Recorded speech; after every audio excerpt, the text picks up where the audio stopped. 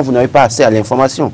Dans ces conditions, les gens parfois créent l'information. Ce n'est pas encouragé, je le dis clairement. Et les gens, et c'est ce que d'autres appelleront diffamation ou bien intoxication ou force, si vous voulez, tout ce que vous voulez.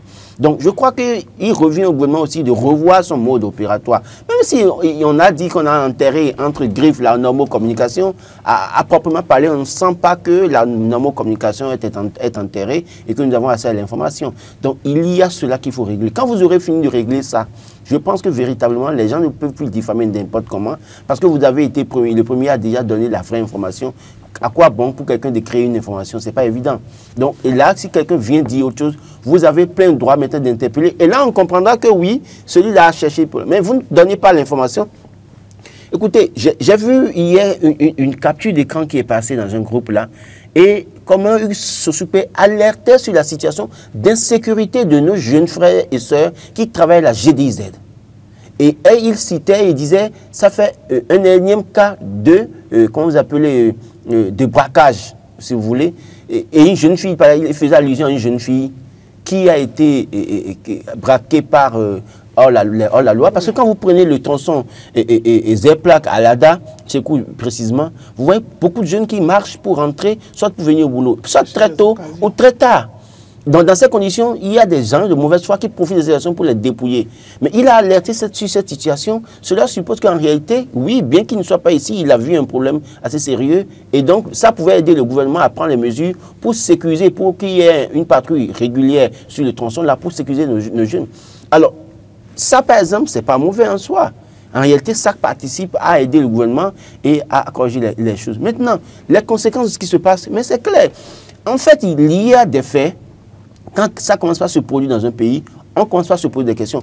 Quelle qu'en soit la promesse faite par un chef d'État, quelle qu'en soit la promesse faite par ses collaborateurs, ses proches, quand il y a des situations, il y a des motifs d'inquiétude. Je parle du grand exemple. Ceux qui sont dans la mouvance, qui tentent de faire savoir leur ambition, on sait ce qui se passe. On nous a, je ne vais pas citer le cas au Bokor, parce qu'après, il y a quelque chose qu'on lui a reproché, il y a un fait qu'on lui reproche, et sur cette base, on peut tenter on peut comprendre à proprement parler. Mais je prends le cas Adambi. Adambi est parti comment? Adambi est parti parce que véritablement, il se fait que, et on dit qu'il a commis une faute politique, parce qu'il aurait pris des contacts au plan national pour installer des coordinations dans la perspective d'être candidat. Et il aurait dit quelque part qu'il sera candidat. Et on voit dans la grande mouvance aujourd'hui, personne, je dis personne, même les plus grands, les grands hommes de cette... Les leaders des partis. Je ne veux pas leader, les grands des grands de cette mouvance présidentielle, qui ont bien leur gonade en place, ont peur de dire ouvertement je suis candidat. Donc quand il y a on sait qu'ils ont cette envie. Cette envie. Oui, ils nourrissent l'ambition quand même là. Et donc quand on voit tout ça, il y a des motifs de s'inquiéter pour dire véritablement, est-ce qu'on est dans la dynamique, même si la Sénat publie un chronogramme des élections, même si la Constitution publie, dans tout ça, attention, on a des motifs d'inquiétude. Et je crois que le chef l'a dit. Et je redis ce qu'il a dit. Quand on veut finir, on fait les choses en grand. On fait les choses bien. De façon, voilà. Donc, je crois que si c'est ces collaborateurs qui en arrivent à poser de tels actes, il va falloir faire attention. Mais je continue de dire, j'ai besoin d'avoir une information, monsieur le porte-parole du gouvernement, qui a affrété le vol spécial pour aller chercher comme il se soupait. Je crois que les Béninois ont besoin de savoir. Et qui a payé les charges? Parce que oui, un avion, quand ça décolle, c'est des millions. Quand ça atterrit, c'est des millions. Qui a payé les charges? Et qui a payé ceux qui sont allés le chercher dans sa chambre d'hôtel? Autant de choses sur lesquelles nous avons besoin de savoir la vérité. Le Béninois a besoin, le peuple béninois a besoin de savoir mieux. Et là, ça nous permettra de savoir dans les pays où on peut aller ou dans les pays où on ne peut pas aller aujourd'hui. Parce qu'à proprement parler, je pense que c'est risqué pour nous. Voilà, nous allons aborder un autre sujet, des interrogations qui reste en instance. J'espère que le porte-parole aura l'occasion de répondre à ces différentes interrogations soulevées sur ce plateau. En attendant, nous poursuivons cette émission avec une autre information à débattre. Est-ce que nous allons rester avec le porte-parole du gouvernement? On reste avec lui.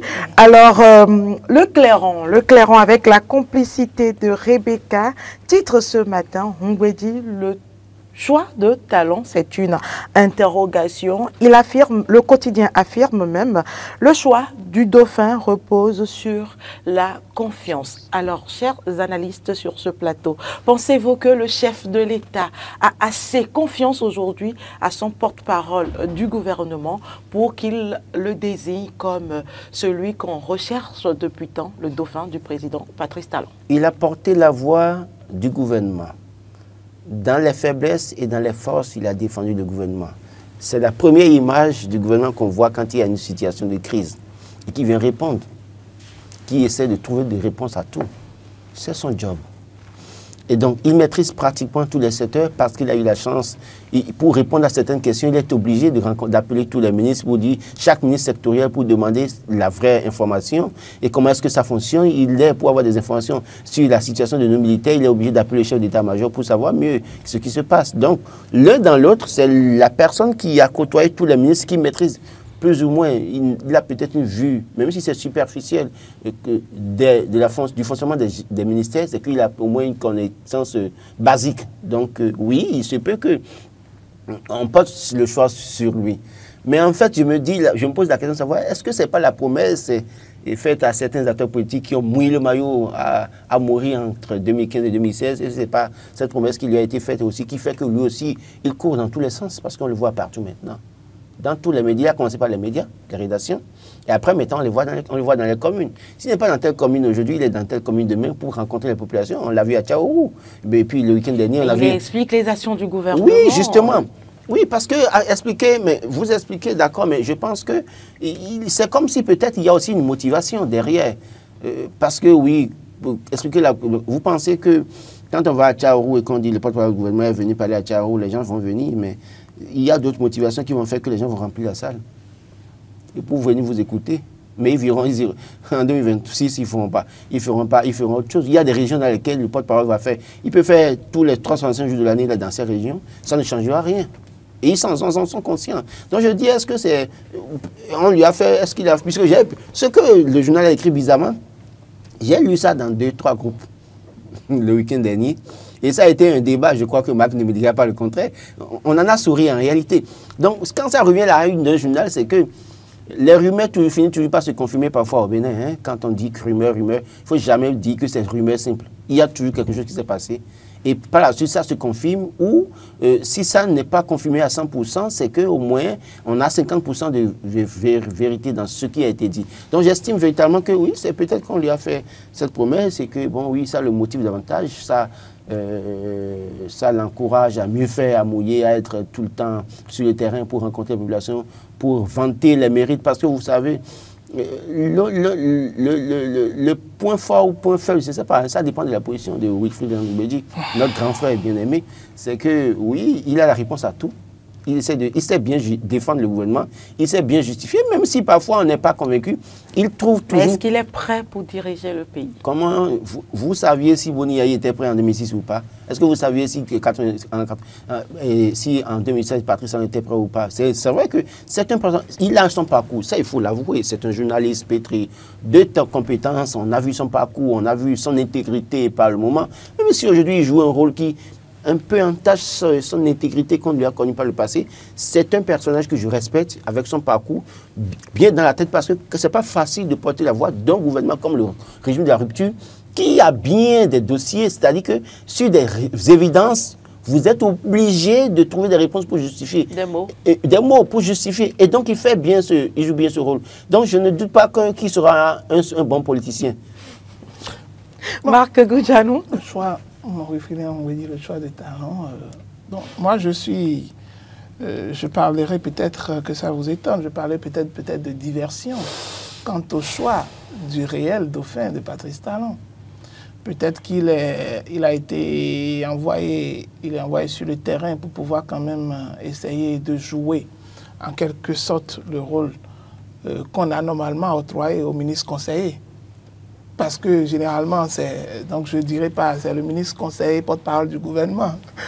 Donc, puisqu'il est dans le rôle, en réalité, qu'on a confié au ministre conseiller, qui doivent être de pouvoir vanter les mérites des actions du gouvernement, de tout ce que le gouvernement est en train de faire. Et lorsqu'on le voit dans ce rôle, c'est vrai que lui-même, en tant que porte-parole déjà, il est implicitement impliqué dans ce rôle-là. Mais quand je le vois sur le terrain, moi, je ne dirais pas forcément qu'il incarne forcément le dauphin de Patrice Talon, même s'il fait partie des hommes de confiance du chef de l'État. Il fait partie des hommes de confiance. Il a pu faire son ascension de façon crescendo jusqu'à être là où il est aujourd'hui. On l'a vu dans faut pas... tout est possible. Le concept de Koupaki, c'était quoi même là? Moment où, nouvelle conscience. Nouvelle conscience. Donc du moment où, au niveau même du choix du chef de l'État, on n'a pas une vue assez claire, d'accord, par rapport au probable dauphin. Les spéculations vont bon train. Et il y a également d'autres proches du chef de l'État qui sont cités. Lui-même, on a vu un certain Atrokpo également sur le terrain en temps, qui courait de gauche à droite, qui était un peu partout. Là, maintenant, c'est un peu plus calme. On voit le porte-parole du gouvernement également qui se met dans le rôle qui continue de partir, de faire le tout. de le faire. Mais je pense toujours que c'est une diversion. Ce ne sont pas forcément ceux qui vont forcément incarner le président de demain. Non, pas forcément. Ils sont dans une mission, ils sont dans un rôle.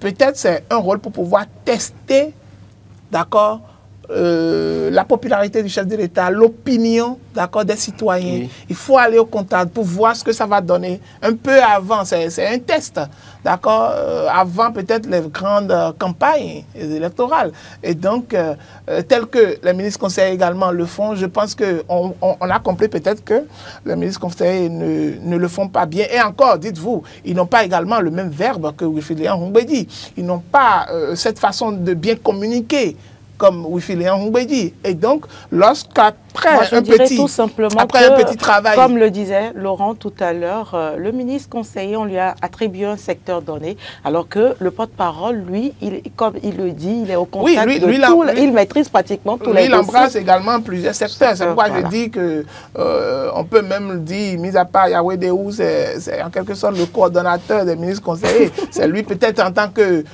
parce qu'il est, avec son poste stratégique, c'est lui généralement qui donne un certain nombre d'informations. N'oubliez pas qu'il est secrétaire général adjoint. C'est lui qui donne un certain nombre d'informations, même à ses ministres conseillers, afin qu'il même ait assez de données pour aller sur le terrain. Non, il faut même préciser que c'est lui qui même donne les éléments de langage à certains ministres, même quand il veut prendre la parole pour ne pas faire de bêtises. Peut-être qu'en analysant, on voit que les ministres conseillers ne sont pas assez efficaces sur le terrain. Et du fait que le porte-parole du gouvernement a ce don de persuasion, a ce vocal, en tout cas, ce langage assez fluide pour pouvoir mieux convaincre les uns et les autres, on l'envoie également pour pouvoir aller jouer ce rôle, quitte à ce que les ministres conseillers se fâchent. Hein, ils vont subir, parce que même lorsque vous mettez de côté le fait que c'est lui qui donne les informations, d'accord, à ses ministres, les orientations, les éléments de langage, à ses ministres conseillers pour aller sur le terrain, mieux, pour la plupart de nos journaux qui sont dans la communication, c'est lui qui donne les orientations qu'il faut, les informations dont ils ont besoin, qui encadrent en réalité la communication du gouvernement, c'est lui qui les fournit. Et donc, du coup, je pense qu'il est dans un autre carrément à part, qui rentre dans la dynamique de pouvoir aller au contact des citoyens, aller recueillir un peu leur avis, pouvoir aller jauger en réalité vous savez, leur opinion avant peut-être les élections, parce que les élections sont déjà proches déjà. Hein. Qu'est-ce qui vous réjouit pour finir? En fait, nous avons un aîné de la presse, et parce qu'on a constaté que les journalistes sont relégués au rang de chargé de communication, et puis quel rang de chargé de communication, avec combien, quel salaire, combien, quel titre après, avec tout ce qu'on subit comme humiliation. Et on sait que lui, il était sous ordre parce qu'il n'avait pas la décision. Donc on a vu que la presse a eu sa douleur autant sous le régime de la rupture. Peut-être que lui, président de la République, peut-être qu'il peut venir changer les choses. On peut avoir espéré les 1 million de salaires. Merci Roland Toneike. Avec véhicule touché à tous les journalistes. Merci Marc Goudjano. Le visage de la presse. C'est son commentaire.